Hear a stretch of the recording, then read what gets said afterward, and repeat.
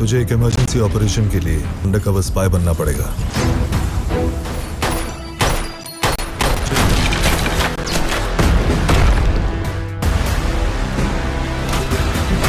बेहद risky operation है सूरी। यहाँ रहने वाला हर आदमी राक्षस बन जाता है, राक्षसों का राजा बन गया।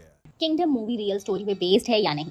विजय देवरकोंडा की upcoming pan India movie kingdom काफी बज़ में है और जब से इसका टीजर रिलीज हुआ है ना, ऑडियंस के बीच में एक ही सवाल बार बार उठ रहा है, क्या ये मूवी किसी रियल स्टोरी पे बेस्ड है? तो चलिए इस सवाल का जवाब डिटेल में समझते हैं ताकि आपको क्लैरिटी मिले कि क्या किंगडम एक ट्रू स्टोरी है, इंस्पायर है या एक इमेजिनेटिव फिक्शनल वर्ल्ड का पार्ट है, हिस्टोरिकल और mythological touch but not a true story.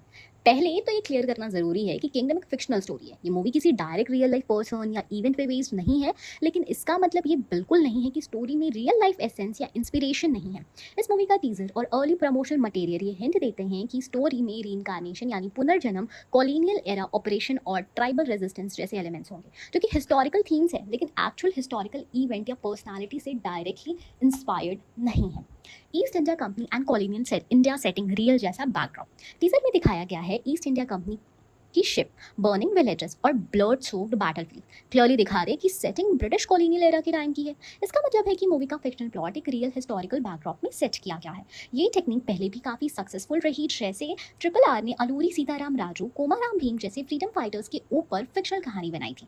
Magadheera ने पास्ट लाइफ और वॉरियर बेस्ड ड्रामा क्रिएट किया था, जिसका कोई डायरेक्ट रियल लाइफ बेस नहीं था, लेकिन वो हिस्टोरिकल फील से भरा हुआ था। किंगडम भी इसी तरह का मिक्स है, real historical canvas plus imaginative story. Reincarnation theme, mythological but not real. Reincarnation या पुनर्जन्म एक स्पिरिचुअल और रिलीजियस बिलीफ है जो हिंदू माइथोलॉजी में डीपली रूटेड है।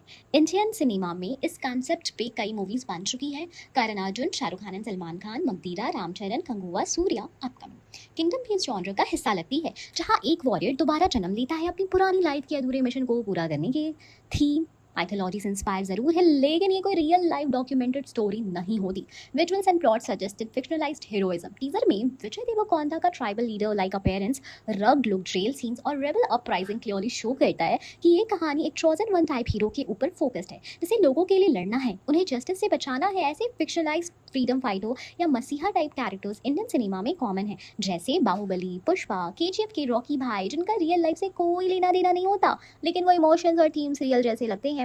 डायरेक्टर गौतम तीनानूरी, जिन्होंने पहले जर्सी बनाई थी, वो अपने इमोशनल स्टोरी टेलिंग को कैरेक्टर आर्क्स के लिए जाने जाते हैं। जर्सी भी एक फिक्शनल कहानी थी, लेकिन ऑडियंस उससे इमोशनल कनेक्ट कर गई थी। किंगडम के साथ भी वही अप्रोच लिया गया है, एक पावरफुल फिक्शनल कहानी बताना जो इमोशनली इंगेजिंग हो, हिस्टोरिकल टच हो और सिनेमैटिक ग्रैंडियर हो। तो आंसर डायरेक्टली किंगडम किसी रियल स्टोरी पे बेस्ड नहीं है। ये एक फिक्शनल हिस्टोरिकल एक्शन थ्रिलर है जिसमें माइथोलॉजिकल और हिस्टोरिकल एलिमेंट्स का ब्लेंड है। इसका main theme reincarnation plus rebellion plus leadership imagination का रिजल्ट है, ना कि किसी डॉक्यूमेंटेड रियल लाइफ कहानी का डिपिक्शन। लेकिन जिस तरीके से स्टोरी को प्रेजेंट किया गया है, intense visuals, emotional beat and grandeur, वो इसे एक रियल फील वाली सिनेमैटिक एक्सपीरियंस बनाता है, जिसे लोग ट्रू स्टोरी समझ पाते हैं। सो अगर आप रियल हिस्टोरिकल वाइब ढूंढ रहे हैं तो ये मूवी नहीं, लेकिन अगर आपको लार्जर देन लाइफ वॉरियर और इमोशनल फील्ड रेबेलियन स्टोरीज पसंद है तो किंगडम जरूर देखने लायक है।